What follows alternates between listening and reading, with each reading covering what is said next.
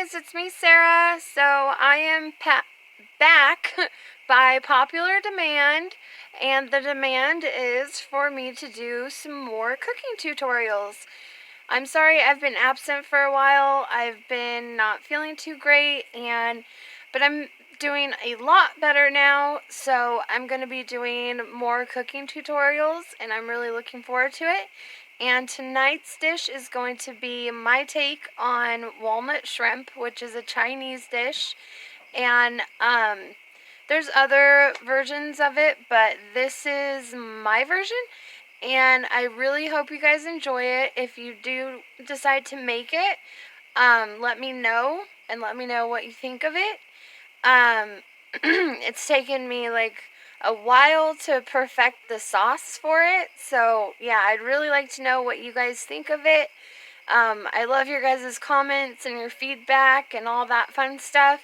And if you're new to my channel, please turn that red button gray and click the bell so you can get my newest uploads and all that fun stuff. And I hope you guys enjoy this video, and I'll talk to you guys soon. Love you guys. Bye.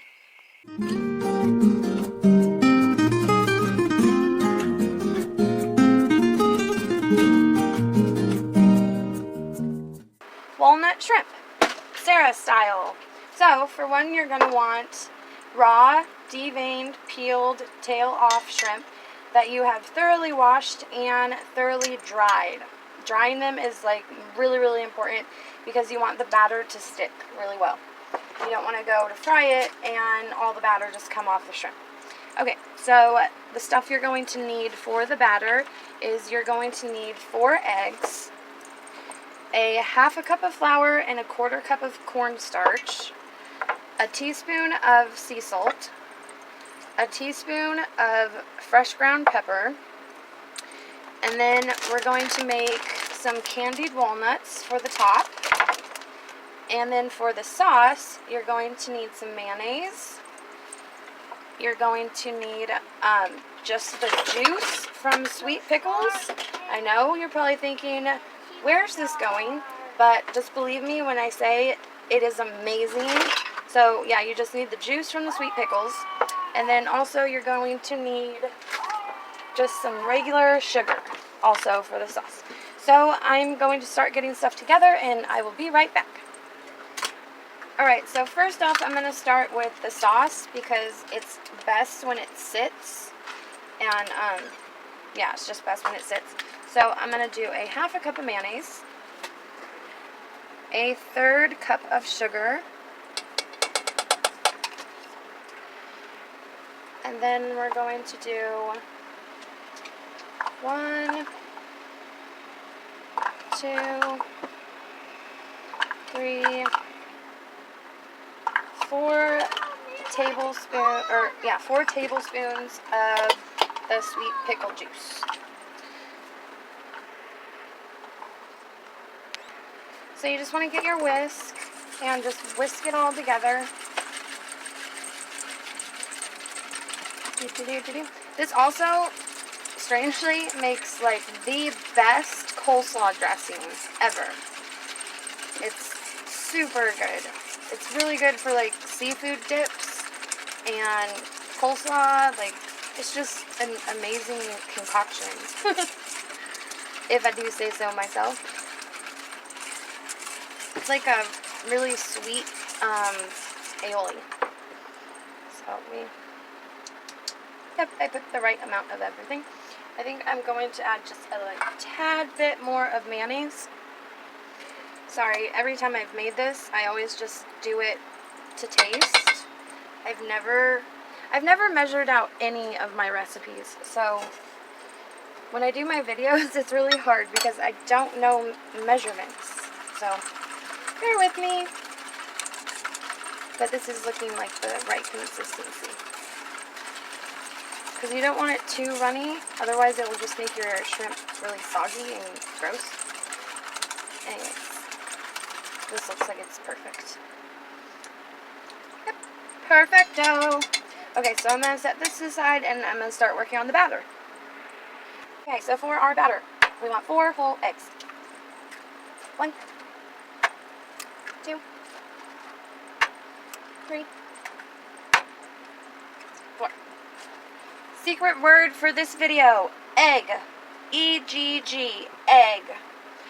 You want to mix your eggs until they get nice and foamy.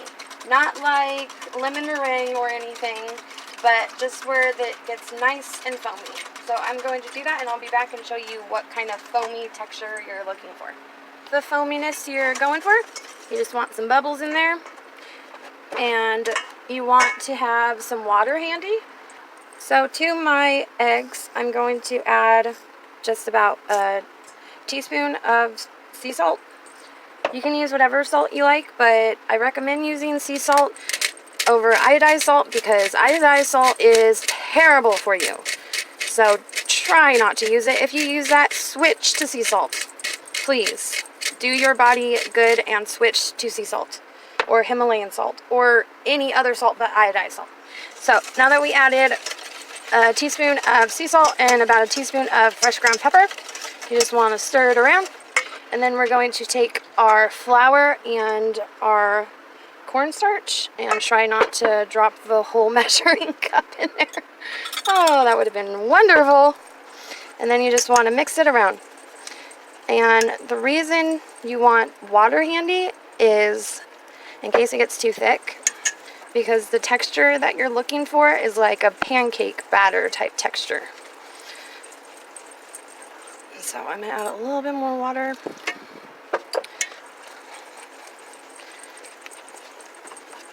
You know when you go to a Chinese restaurant and they have sweet and sour pork or shrimp or chicken and it's like really poofy and airy batter and you're like, and it's really crispy and delicious?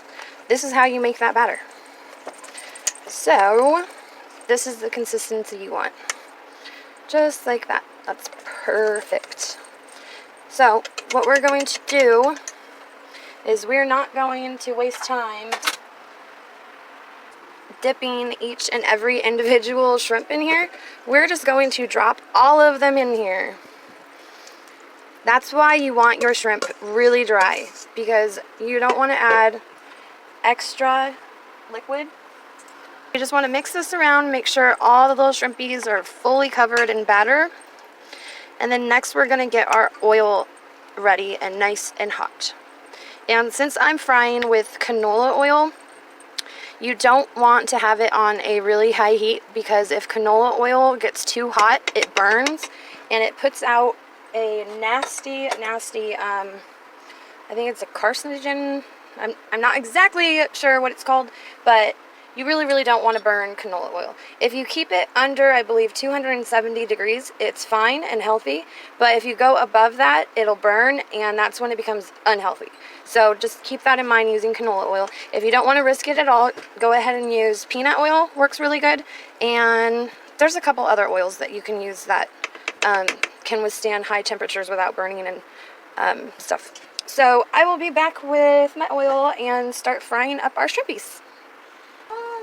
Okay, so while our oil is getting hot for the shrimp, I'm going to show you the easy, super easy way to candy walnuts. So I have a cup of water in this pan, and I'm going to add a half a cup of sugar. Well, it was more like 3/4 of a cup of sugar, but a bunch of sugar stayed in there, so. And you're going to warm that up until it starts lightly simmering. You do not want it at a full boil, because hot sugar at a full boil equals dangerous. So I will be back to show you what you want it at. In the meantime, our oil got hot enough, and you can tell it's hot enough by putting a couple drips of your batter into the oil. And if it starts frying and floats to the top, then it's ready. So I'm going to start getting ready to put the shrimp in. Okay, you can see our sugar water back there slowly starting to simmer. And you want to turn the heat down to medium, like a low medium, and add however many walnuts you want. So I'm just going to add, careful that it doesn't splash you because it is hot. Sugar water is very dangerous. Hold on, baby. Okay, you can talk to me in a minute. 1 second. So I'm going to just let those boil for a little bit. Not really like boil, but kind of simmer for a little bit. And after they've simmered for about 5 to 7 minutes, I'm going to pull them off and let them cool down, and they will be candied walnuts. So back to the shrimp. So I found the easiest way to do the shrimp is with clean hands, but with my fingers. Just plop, plop. But definitely don't let your fingers dip in the oil. That would be a awful move. So if you feel more comfortable using tongs, do that. It's just, I find it easier just using my fingers because it seems like it keeps more of the batter on the shrimp. Another really good way to do it is using a toothpick. And if you've gotten this far, I'm pretty sure that you know how to cook pretty well. So fry however you feel comfortable frying. I'll just say that. So I'm going to fry up my shrimpies. You can see my walnuts starting to stew in the back. Hold on, baby. I'm going to take them off in about 2 minutes. So I will be back. I just wanted to show you when your walnuts are done stewing, you want to strain them and then just put them in a pan like this to cool down and dry. And then you will have yourself candied walnuts. So I will be back with the shrimp and then we're going to be done. So once your shrimp have gotten a wonderful golden color, they are done. So I just put them in my colander with some paper towels, and I let them cool for a little bit and drain. But before I finish the next batch, I'd take those out and put them onto another pan, so that way when you put the next batch of shrimp on, it doesn't just re-grease those. So yeah. So when I come back, everything's going to be done and I'm going to be serving. I'm so excited. So yeah, I'll be right back.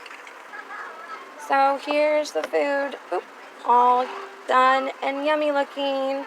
I wasn't able to put walnuts on mine because I can't eat super hard things. But oh my goodness. 1 second. I had to get up close with everything. Oh, it looks so good. I'm starving. I'm